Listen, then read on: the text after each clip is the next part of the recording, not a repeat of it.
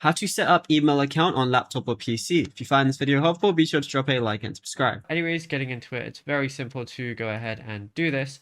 So what you want to go ahead and do is firstly, you can just go ahead and go to Outlook. Now, this is probably the best way to do it because you can open up any different things as well, like your Gmail or anything like that. If you have an existing email account you want to use, or maybe you want to make a brand new one, I think Outlook is the best for this. And it's going to come pre-installed on your Windows 10 or Windows 11 PC or laptop. So go ahead and type in Outlook and then just go ahead and click on it.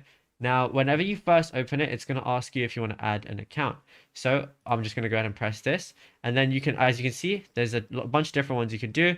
So I can select an email address or enter one, or I can create an Outlook email account, like a brand new one if I want to go ahead and do that instead. So for example, if I wanted to go ahead and do that, it's just going to run me through the setup. I can choose my own and everything. And this is the best way to do it. And then I'll be able to, use it and use as many emails as I want.